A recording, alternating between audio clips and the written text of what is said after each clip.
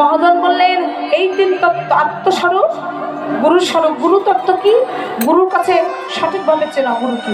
আশ্রয় করলে খালি হবে না, আশ্রয় করে ওই যে চলে গেলাম আর এলাম না, তাহলে কি হবে? হবে। আমাদের চেতন গুরু ধরতে হবে, ওই ঘুমিয়ে থাকা গুরু ধরে লাভ নেই। এখানে গুরু নিন্দা করি নাই বাবা। আপনারা ভেবেন, একটা কথাই আছে, গুরু ধরো জেনে আর প্রসাদ নাও টেনে। গুরু আমাদেরকে জেনে ধরতে হবে। এখন আপনি গুরু আশ্রয় করার পর বললেন যে দিদি, ছোট ভাই, গুরু আশ্রয় পর বললেন দিদি আমি একটা গুরু ধরেছি, ওই গুরুটা ভালোই না। দোষটা কার? আপনার না গুরুদেবের? গুরুর না। গুরু কি বলেছে বাবা তুই আমার চরণ ধর? গুরু আশ্রয় করার আগে গুরুকে আগে চিনতে হবে, গুরুর সঙ্গে সঙ্গ করতে হবে, দেখতে হবে যে এ কেমন, এর আচরণ কেমন। কি মা ভুল বলেছি? এমন গুরু ধরবেন যে গুরুর কাছে আমার মূল্য আছে, শিষ্যের মূল্য আছে। বর্তমান যুগে বাবা, আমি সবার কথা বলছি না, কিছু কিছু আছে, এটা গুরু নিন্দা নয়, আমি গুরুদেবকে মাথায় রাখি, আমারও গুরু আছে, গুরুদেবকে মাথায় রাখি। কিছু কিছু গুরু আছে তিনার এই দীক্ষা শিক্ষাটাও এখন মনে করেন ব্যবসায় রূপান্তরিত হয়ে গেছে, যার যত শিষ্য বেশি, তাই না? ভুল বলেছি? দীক্ষা নেওয়ার পড়ল সারা, মেতে উঠলো সারা পাড়া, আমিও গিয়ে হলাম খাড়া, কানে কানে ফিস ফিস। বাবা মাসে মাসে কিছু চাঁদা দিস, কালে এগুলো গুরু? অর্থের লোভে যারা আশ্রয় করে তাদেরকে গুরু বলে না বাবা। গুরু আশ্রয় করব আমি যাতে উদ্ধার হতে পারি, যেমন হয়েছিলেন নরোত্তম দাস ঠাকুর করেছিলেন, হরিমন। আর এই গুরুদেবের ঋণ যারা শোধ করতে পারে, শিষ্যের ঋণ যারা শোধ করতে পারে, তারাই কেবল ওই ভবনদীর ঘাটে উঠতে পারে। যেমন আপনারা এখানে এসেছেন, মহাজন বললেন তিনটি ঋণ থাকা পর্যন্ত ভগবান তার নৌকায় নেবেন। আর তিনটি ঋণটা কি এটা আমাদের আগে জানতে হবে। তিনটি ঋণ কি? এক হচ্ছে দেব ঋণ, এক পিতৃ ঋণ, আরেকটা হচ্ছে মনি ঋষিদের ঋণ। কথাটা কেমন? পিতৃ ঋণ এটা তো বলতে হবে না, এটা আপনারা সবাই জানেন, পিতামাতার ঋণ। একটা কথাই বলে যে সন্তান যদি তার চামড়া কেটে পিতামাতার জুতা বানিয়ে দেয়, মায়ের জুতা বানিয়ে দেয়, তবুও মায়ের ঋণ শোধ করা যাবে না। এটা তো যাবে না, এটা জানেন। এবার এলো দেব ঋণ, দেবতাদের ঋণ। দেবতাদের ঋণটা কেমন? যেমন আপনারা সকালবেলা উঠছেন, প্রত্যেকটা ভক্ত আমরা সকালবেলা উঠি ঘুম থেকে, উঠে কয়জন ভক্ত একটু বুকে হাত দিয়ে বলুন তো? সূর্যদেবকে ডেকে বলেছি, সূর্যদেব আপনি যদি আমাকে আলো না দিতেন তাহলে আমরা সারা জীবন অন্ধকারেই থাকতাম, আপনাকে আলো দেওয়ার জন্য অনেক ধন্যবাদ। দিয়েছি আমরা? যে মাটির ওপর সারাদিন বসে আছেন, এটা কি ধৈত্রী দেবী? আমরা কি কোনোদিন বলেছি যে হে ধৈত্রী মাতা তুমি সারা জীবন তোমার বক্ষে আমাকে ধরে রেখেছো, এর জন্য তোমাকে তোমার ঋণ পরিশোধ করতে পারবে? বলেছি মা? যেই চালের ভাত খাচ্ছি লক্ষ্মী দেবী, কোনোদিন কি লক্ষ্মী দেবীকে ধন্যবাদ দিয়েছি? যে শ্বাস প্রশ্বাস নিচ্ছি, আপনি 1 মিনিট শ্বাস না নিয়ে থাকতে পারবেন না, সে পবন দেবকে কি কখনো ধন্যবাদ দিয়েছি? ধন্যবাদ কাকে দিই? যাদেরকে ধন্যবাদের যারা যোগ্য নয় তাদেরকে আমরা ধন্যবাদ দিই। কেমন? আপনি আমাকে একটা সোনার চুড়ি দান করলেন, আমি বললাম বাবা বাবা বাবা সোনার চুড়ি দিয়েছে, কি আনন্দ, কি আনন্দ, বলি না?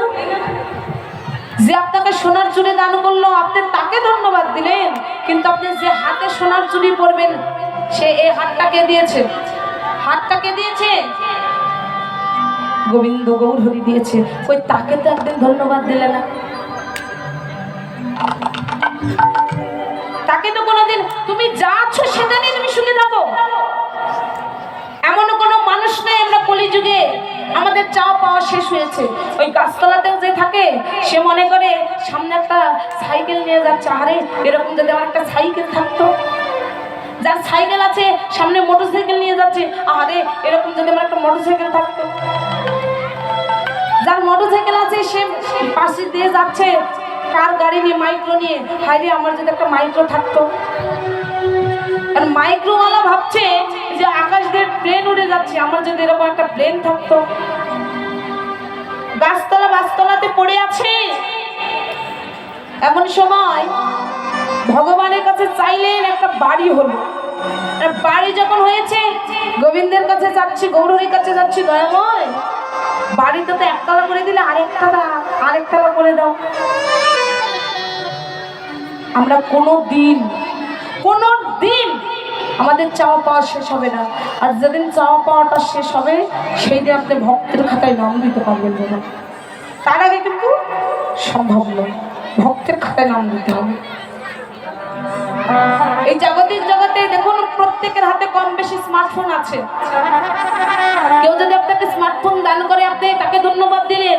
যে চোখ দিয়ে স্মার্টফোন দেখবেন চোখটাকে দিয়েছে, ওই তাকে একদিন ধন্যবাদ দিয়েছ।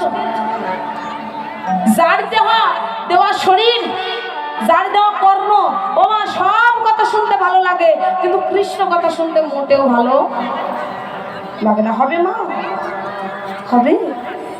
আপনি সারাটা দিন সংসারের জন্য দেবেন, সংসার আপনাকে কোনোদিন বলবে না, যে হয়েছে এখন একটু বসো। কিন্তু আপনি যদি 5 মিনিট আপনি গৌরহরির জন্য ঠাকুর ঘরটা বন্ধ করে দিয়ে যদি হৃদয় চিত্ত উজাড় করে একবার গৌরহরিকে বলতে পারে, গৌরহরি আমি তোমার হলাম, তুমি কৃপা করে আমার হতে। একবার যদি কাঁদতে পারেন, আপনি একদিন যদি কাঁদেন, আমার গৌরহরি সারাটা জীবন ধরে, সারাটা জন্ম ধরে আপনার জন্য কাঁদবে। তাই গৌরহরি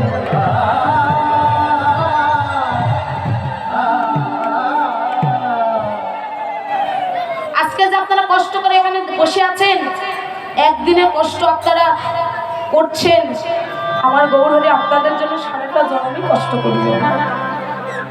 তাই সেই হরি নামের খেলা খেলছেন মহাপ্রভু। খেলায় বিনোদ খেলা গোরা বনমানে,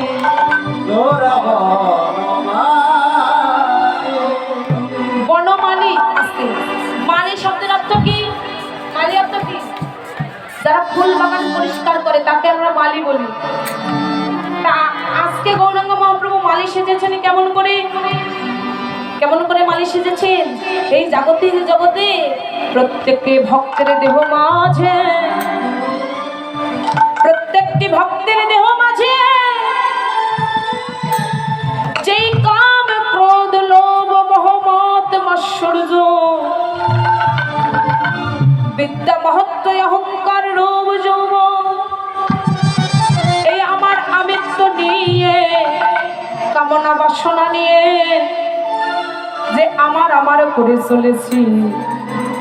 বাবা সকাল সকাল কেউ যদি গুরুরূপী মালি হয়ে এই দেহের মাঝে কাম ক্রোধ লোভ মোহ মদ মাৎসর্য এগুলোকে যদি কোনো ভক্ত একবার দমন করিতে পারে,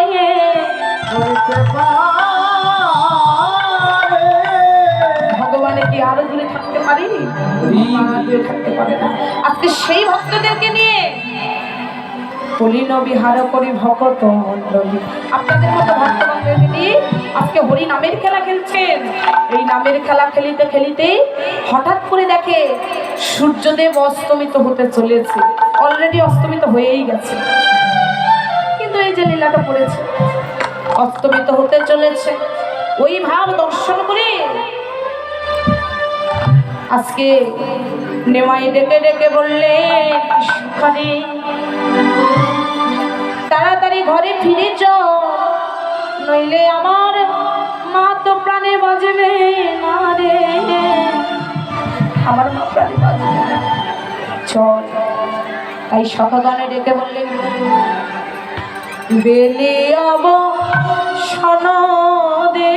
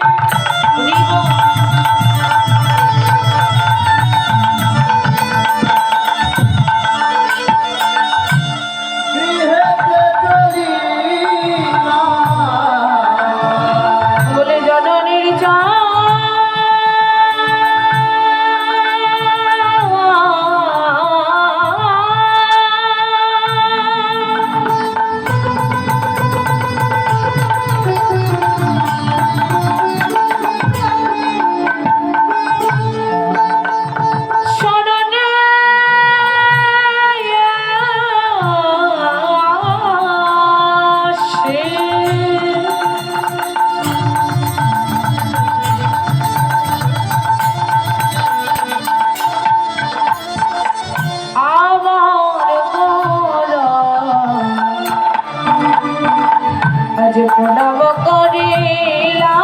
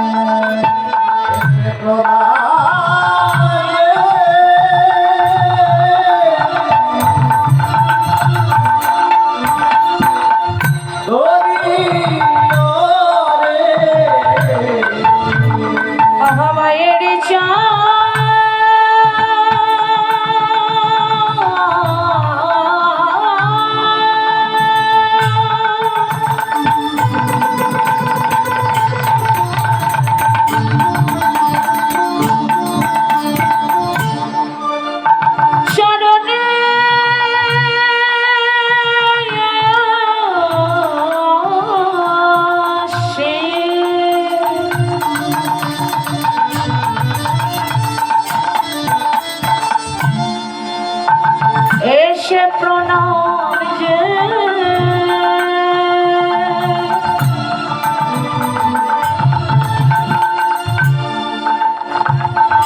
করিল রে